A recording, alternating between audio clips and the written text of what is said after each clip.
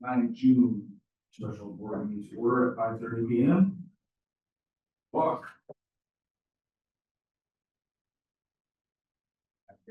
Yeah. Ms. Gonzalez, Here. Mr. Rivas. I'm here. Here. The approval of the agenda. If I get a motion to approve the agenda as listed for tonight. I'll make that motion.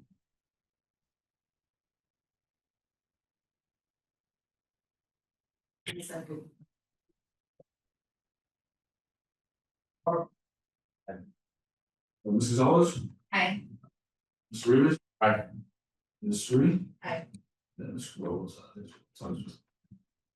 Item C, public communication, closed session item. Member of the public may address the board on items not on the agenda.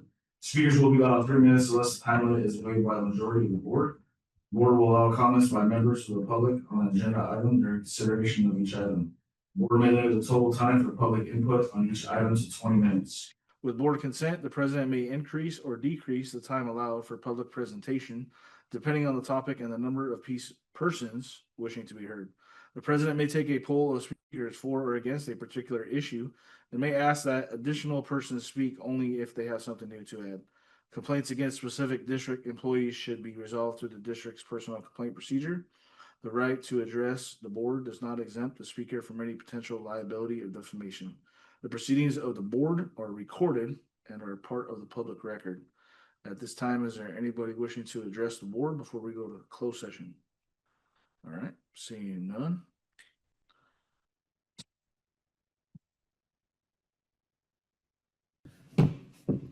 Regular session is now back in session. We're going to start with our flag salute. Can everybody please stand? Turn this way. Ready, salute.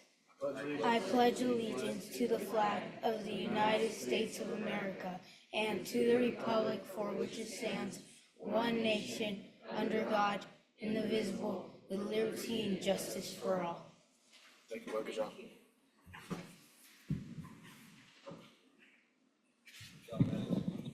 Item number 2, report out of action taken in closed session. Nothing to report tonight.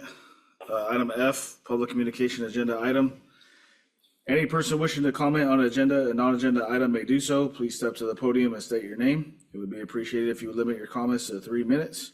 California law prohibits the school board from taking any action on the matter which is not on the posted agenda unless it is determined to be an emergency by the board. Special board meeting on tonight, 6/9 at 5:30 p.m. at the McConnell Center at 1348 Patchett Drive, Newman, California, 95360.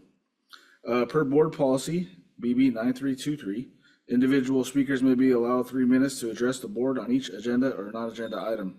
The board may limit the total time for public input on each item to 20 minutes. With board consent, the president may increase or decrease the time allowed for public presentation, depending on the topic and the number of persons wishing to be heard. The president may take a poll of speakers for or against a particular issue and may ask that additional persons speak only if they have something new to add. At this time, is there anyone want to address the board? All right. Item G, information discussion items. And I believe Dr. Sehal will be taking care of the first one. Oh, yeah, yeah.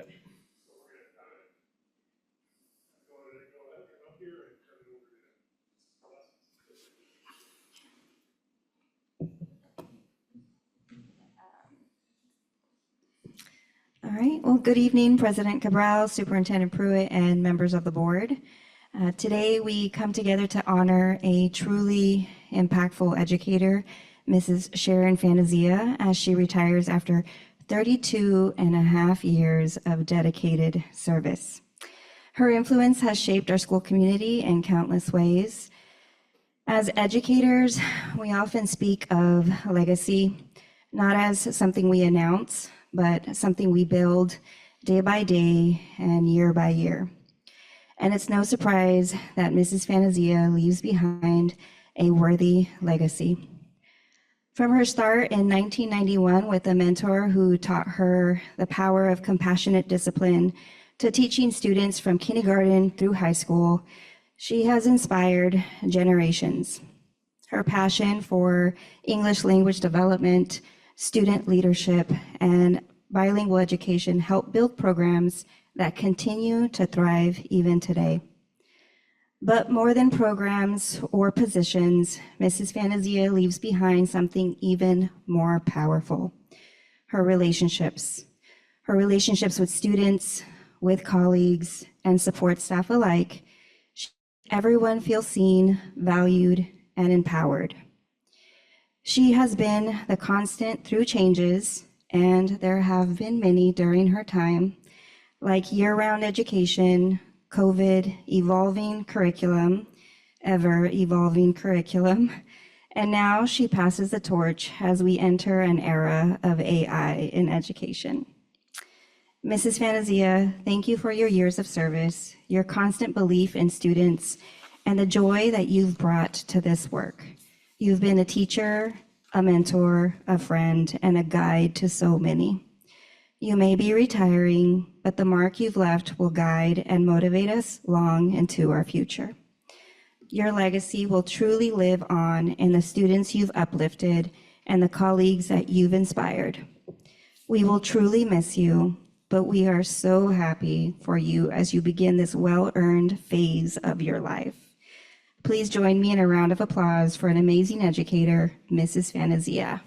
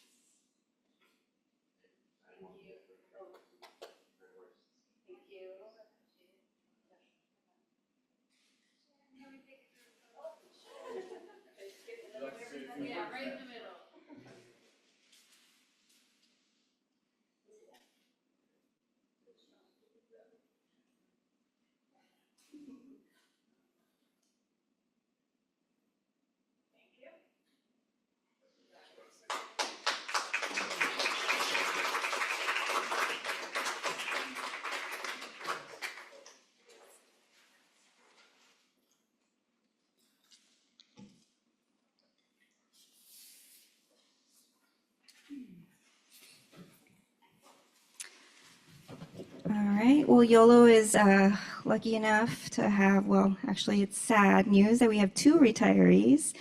Our second retiree is Mr. Stephen Roberts. Unfortunately, he was unable to attend, but he does send his regards and also has a message to share with the board and with the community. So I'm going to read that to you this evening.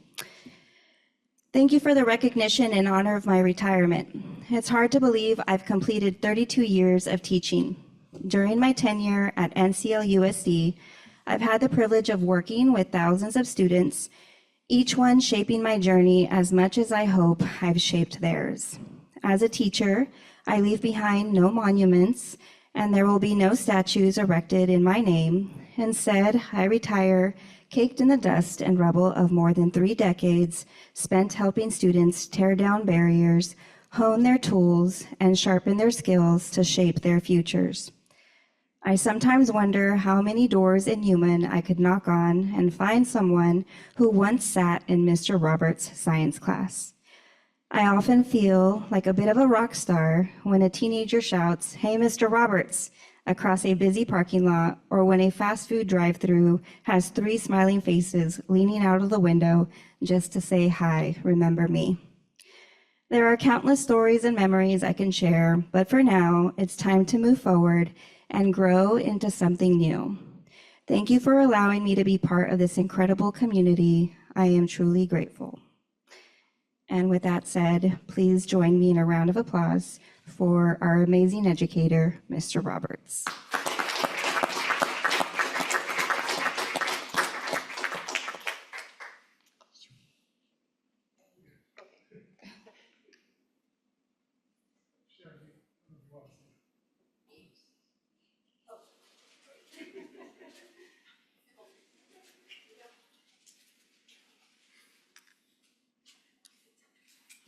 I did not come with a prepared speech this evening.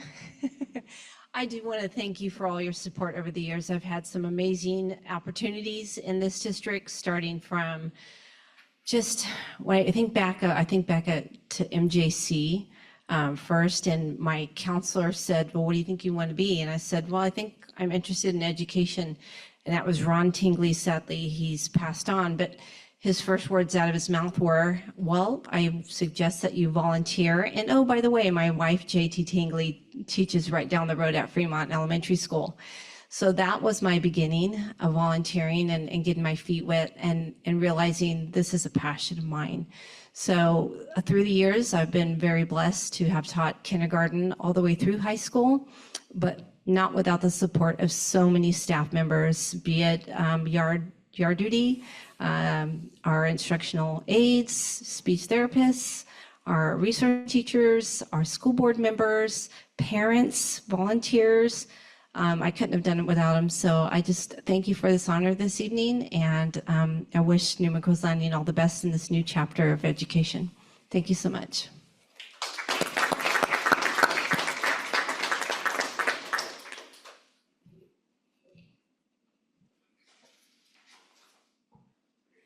Item number 2, we have our public hearing for the Local Control Accountability Plan, or the LCAP. And I believe Mrs. Vargas is going to be giving us a little presentation on that.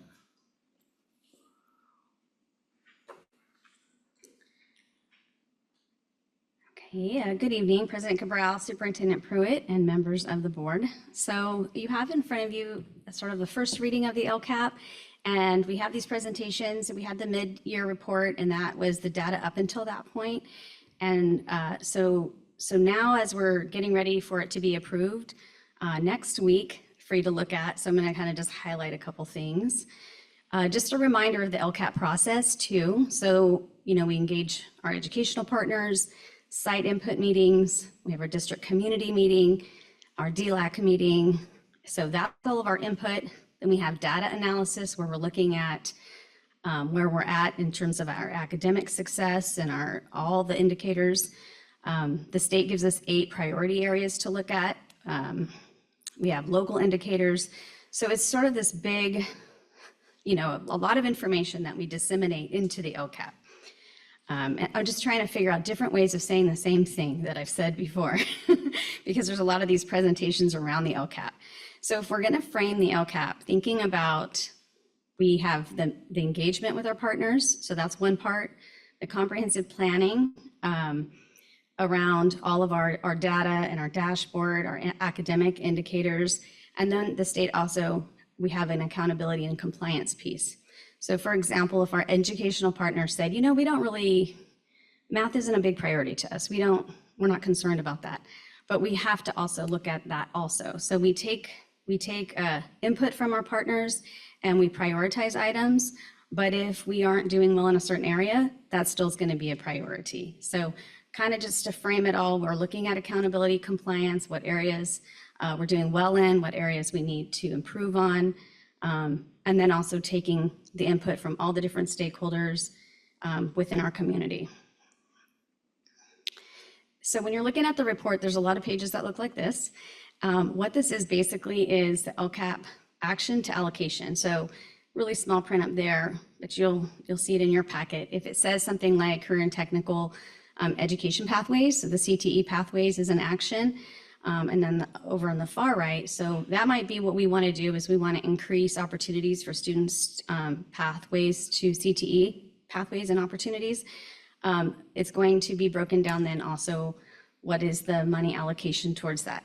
So they'll take a look at personnel costs, they'll take a look at other costs. So they might say, hey, what do the ag mechanics teachers need? Those types of things, but also on top of that, what are the personnel? So the personnel costs. So these are just lots of sections in the actual LCAP that you'll look at too. And that's what that's speaking to, is there's the action and then there's also the allocation of funds towards the action. Wanted to kind of highlight a couple key areas of success this year. We had a strong AP performance, 72.7% passing rate, which is really high. Those AP tests are not easy at all. That is a really high percentage. So that's a blue performance level, and that's compared across the state.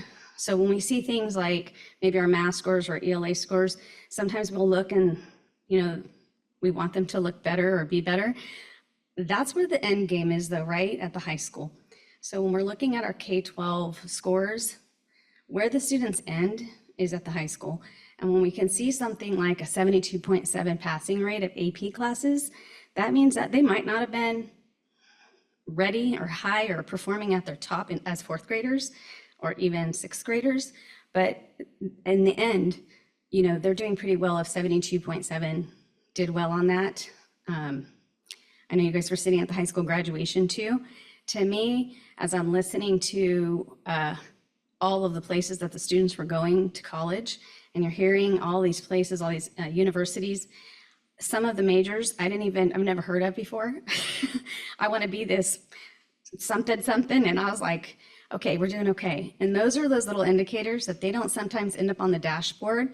But if our students are prepared and have a plan and are going to UCs and going to CSUs, and many of them this year I heard in the STEM fields, that's really, really impressive. So that's kind of the end game. So we do look at data along the way, and we want it to be a certain way, but also that high school is a really good indicator for us to look at. We've had decreased suspension rates. So we overall as a district declined from 3.7% to 0.6%, which that's really good. We should see that reflected on the dashboard in the fall. Our alternative ed suspension rate decreased from 10.8% to 1.3%, which is really outstanding. It's unusual and outstanding, and that's really to Mrs. Skivas' credit and her team. She's built a really great team at Westside. So that's a really great improvement. Improved chronic absenteeism. We decreased from 14.7% of students that were chronically absent to 9.9%. English learner progress, 13% of our long-term English learners were reclassified. That's a new indicator this year, so that's a baseline. So that's we've never measured that before. This is the first year it's been measured, but that's still really good. Usually those long-term English learners are difficult to reclassify if they've been here over 7 or 8 years. And then we also have a successful adult education program. We had 78 participants, adults in the community enrolled in our adult ed programs. So those are just some highlights from the plan that you'll read. We continue to look at attendance and chronic absenteeism. So some of our challenges around this area is our district attendance rate is 92.5%. Our target is above 95%, so it's something we're still looking at. Chronic absenteeism did decrease by 4.8%, which is good. Areas of concern in this area is some of our subgroups. So our African-American students are absent 33.3%, homeless students 40%, students with disabilities 24.8%. So although we can see an improvement in chronic absenteeism, we are going to look at our priority focus, making sure that we're implementing support systems for our highest need populations and trying to support in any way that we can with our subgroups so that all of our students are successful. And then finally, next steps and recommendations, just maintaining strong social emotional support systems, continue to focus on chronic absenteeism reduction, continue to address the needs of our at-risk groups, our English learners, our special education, our students with disabilities, our homeless students and foster youth. And then we will continue our focus in the areas of math, science, and ELD. So as you see the next steps, all of those, how it starts with words like maintain or continue, it's because the LCAP is a 3-year plan. So this is the first year we're evaluating from baseline. So their goals and actions don't really change. We just continue focusing on them, and then hopefully by the end of 3, we've met all of our goals. And it looks like already now from this year's data, we've met about half of them. So we're on track, and then we still have work to do. So that's why we're going to be continuing in these areas. So as you do your first read today, if you have any questions for next week's board meeting or anything, let me know. Any questions right now? Any questions? Quick question. Yeah. For the AP, does every AP student take the AP exam? Typically they do, unless there's an exception. Did you say yes, Leslie? So for example, every student, I'll speak, I was speaking to Mr. Ibarra recently, and every student in Spanish AP that took his AP class, that took the AP exam, also passed the AP exam. And, so it's like, they definitely push for students to take it, but it is a student and parent decision at the end of the day at the high school level. So not every student who takes the class takes the exam? they try to get everybody to take the exam, yeah. That's a part of the course, is also getting students to prepare, because a lot of the students that want to take those classes in high school, their motivation is to get the credits, right? So that they don't have to take it in college. So there's an incentive for them to want to take it. Did you have any, Leslie, that you can think of that didn't take it? Yeah, they want to hopefully get a pass on a class heading into college if they can. Yeah.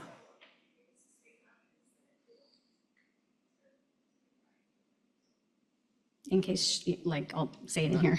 Yeah, nice. So Just in case the recording doesn't pick it up, but what Leslie was saying is we budget to pay for them to take the AP test too, so that's not a financial burden on the families. Gotcha. Any other questions? Regarding the subgroups, what percentage of our students fall under the homeless and foster care youth? Off the top of my head, I don't know. But in the, I think the first page of the LCAP, or the second page, there's a demographic page, and it will say how many percentage of all of our demographics and subgroups, how many students of every ethnicity. That's on, I think, like the first couple pages. Okay. Yeah. And some of those, to your point, is it's not a high percentage. So if you see, we said like 33% of our African Americans are chronically absent, but we may only have, 12 African American students. So it doesn't mean it's a high population. It just means in that particular subgroup, we need to improve in certain areas. Yeah. Okay. Yeah, I had to pay for my own AP exams. Yeah. So. it's Yes, nice we great paid for job. them. Everybody, it builds and then it ends at the high school. So it's like we're all working together to meet these goals for students when they leave us. So, okay. Thank you. Item number 3 would be the public hearing 2025-26 proposed budget.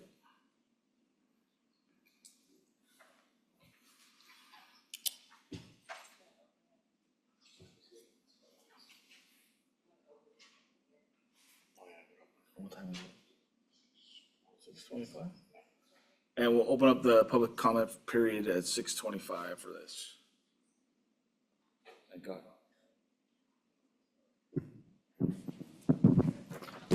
All right, thank you.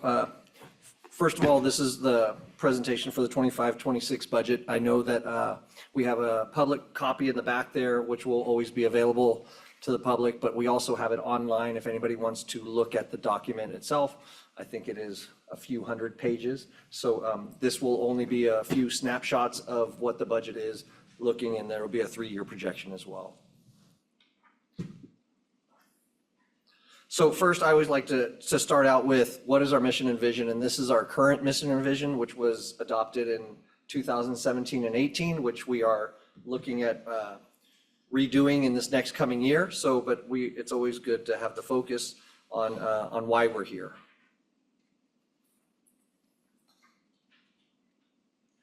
All right, so our district overview, we are serving over 3,000 students. We have over 500 staff. So we have multiple programs, dual language immersion, CTE, Future Farmers of America, advanced placement, which we just heard about, and dual enrollment. So again, we have 8 campuses.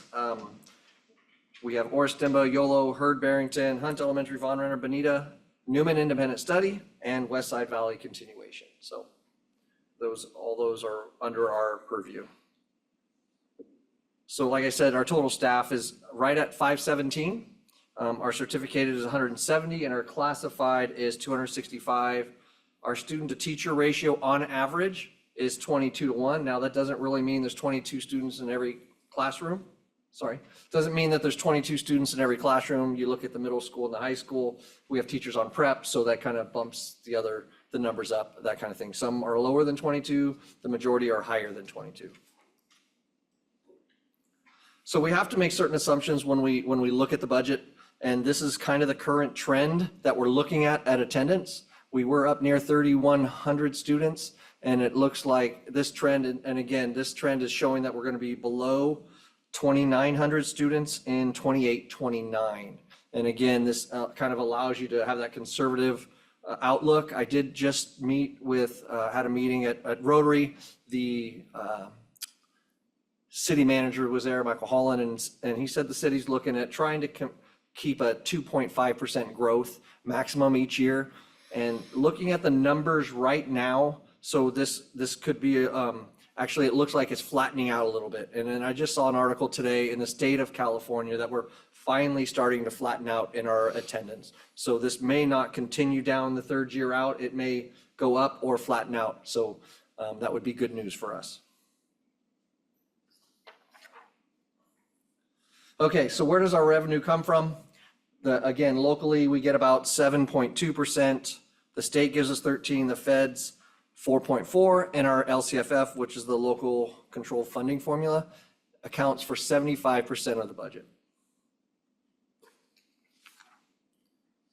And this is just a little bit of a breakdown of total LCFF, base grant, basically where all the money we get, and then COLA, they're looking at 2.3. I don't think it's changed yet for next year. I know last year they told us it kind of changed 2 or 3 times, but I think it's staying at 2.3, everything that I'm hearing. And the next one is just kind of a graphic of that last chart. So kind of here's all the buckets of money where everything comes from.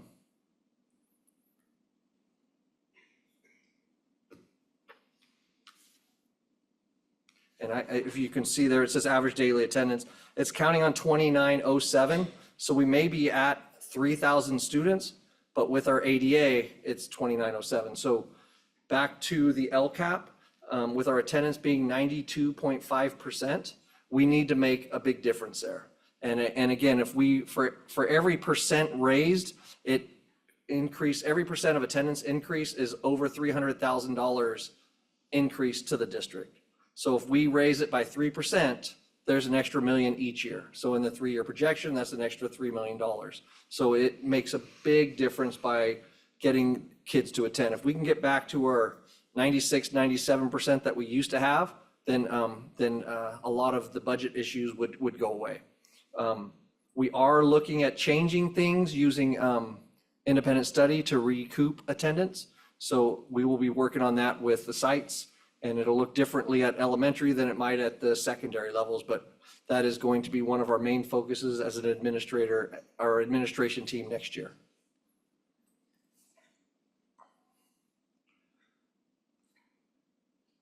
Okay, so expenditure summary. So here's where our money goes. So again, the total is 61.3 million. So we still have more outgoing than coming in. And so our rollover funds are starting to get reduced down each year as we move forward. And some of the things we can control, but some of the things we can't control.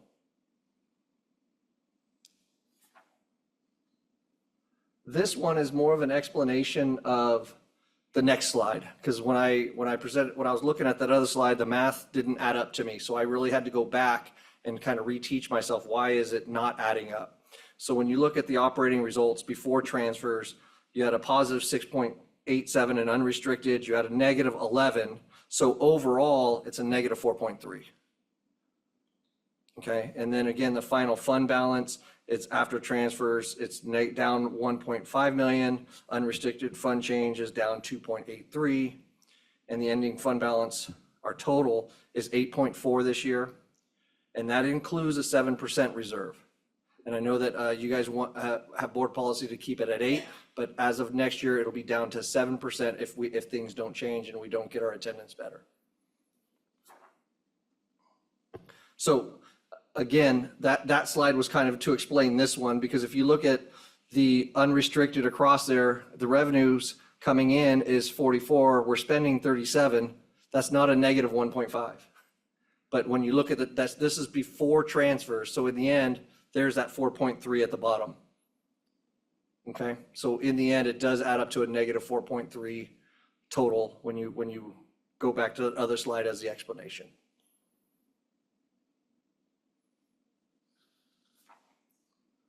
And then this one, it was easier to read on my computer. So really, this is the 3-year outlook, and this is what we're looking at. So our rollover fund balance is 12.7 million. Our revenues, so we have 56, almost 57 million coming in, but our expenditure is 61 million. So our ending fund balance goes from 12.7 to 8.4, and there's your negative 4.3, okay? Then in the following year, we start with that 8.4, and we're down to 4.2. And then roll over the forward year, so you can see our revenues are going up and our expenditures are going down, but next year, our goal will be to drop the expenditures below. So for the 26-27 school year, we can really control that 60 million and really try to get it down below or even with the 56.7 million revenues. So we have our work cut out going into next year. And then at the end, the 3.11 keeps it at the state, right, just above the state minimum, which is required. All right, some of the issues. One of the issues is not that special ed is an issue, but we don't get fully funded for special education. In fact, we are funded at a $7 million funding shortfall for special education. Doesn't mean that we're going to be cutting special education. It just means that we need to pull that from other areas in the budget to be able to serve our students. We also added our 3 through 12 mod severe continuum, and then our K through 2 SDC autism program. Originally, this was billed as a money savings to us, and I will tell you that we really haven't seen a savings in this program. We haven't seen savings come across to the district for that. But what it has done is quality of education to our students, our community, and our special ed students that are on the bus sometimes 4 hours are no longer on the bus that long. They come to their home school and they're able to be part of the community instead of being kind of bused somewhere else. So we get to keep our own students. All right, so some of the things we're looking at, declining enrollment. And again, we're making predictions. There's no guarantee. Depending on how you look at things right now, our numbers at this time last year are actually with who we have coming back are actually a little bit higher than they were last year. And then we looked at a 6-year average of the attendance of new enrollees from June to beginning of September. And we typically get an average of 150 students between June and September. So if we're already above and we're still going to get 150, our enrollment actually should go up a little. And that would be hopeful. So, and again, there's no guarantee. You're making predictions, but I did try to predict it off the last 6 years of data that we had. So rising STRS and PERS costs, we have no control over that. That's, I guess the only thing we have control over that is the number of employees that we have. Our one-time funds, they're done. No more one-time funds. We have to be cautious with negotiations, and we need a strong attendance recovery, which is kind of what I've talked about, okay? Next steps. The thing that we need to do is our budget aligns with district priorities. And hopefully our priority is to continue serving all of our students, which again, bringing back the autism program is, back. Oh, there it goes. Yep. Okay, so again, our priorities, for me, a big priority would be serving all of our students, not sending our most needy students on a bus for 2 to 3 hours a day to go to another program. I'm very pleased that we get to serve all of our students. We need to closely monitor and flexibility needed, meaning as things change, is there another solution? Can we look at those other solutions? Strong LCAP alignment. I think you're hearing a lot from LCAP on attendance and a lot on the budget on attendance. So, and again, it's not about the money. We know that when students miss a day, it actually takes them 3 days. They actually lose out on 3 days of education down the road. So, and then community feedback is essential. And a lot of that work will be done through our Mission and Vision as well project that we're going to do. So. All right, questions? Any questions for Mr. Pruitt?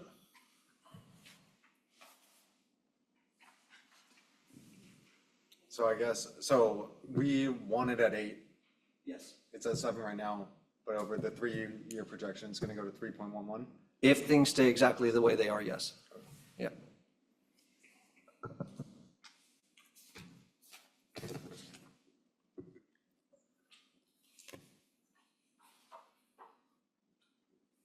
Anyone else have questions?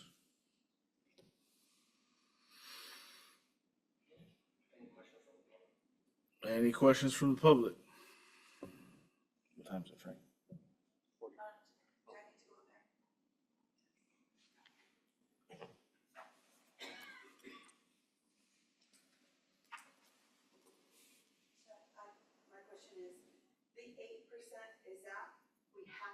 Legally, or is that what the district has always done? You wanna answer it? So legally, we have to be at 3% by the state. If we're not close to 8%, then we have a hard time with cash on hand paying our bills. And they're already looking at a deferral for next summer. So we need to make sure that we have that cash on hand to be able to pay our employees. So the 8%, 7 to 8% gives us that cash on hand to be able to do that. But it's not necessarily what you have to have. Correct. It's not legally required. Thank you. What time you got? 6:41? Yeah. All right, close the public hearing for 25-26 proposed budget. 6:40. Item number H, action items. Approve tentative agreement between Newman Crozana Unified School District and the California School Employees Association, CSEA 551 for the 25 to 26 school year. Could I get a motion for action item number 1? A motion. Thank you, Mr. Walk. I'll second. Thank you, Mr. Rivas. Mr. Walk, Aye. Ms. Gonzalez, Aye. Mr. Rivas, Aye. Mrs. Cerruti, Aye. and Ms. Cabral votes aye, 5-0. Action item number 2, approval of employment and employment changes for today, 6/9/25. Could I get a motion for approval of employment and employment changes? Could I get a motion for that? I'll make that motion. I'll second. Thank you, Mr. Rivas. Thank you, Mrs. Cerruti. Mr. Watt, Aye. Ms. Gonzalez, Aye. Mr. Rivas, Aye. Ms. Cerruti, Aye. and Mr. Cabral votes aye, 5-0. Okay, gotcha.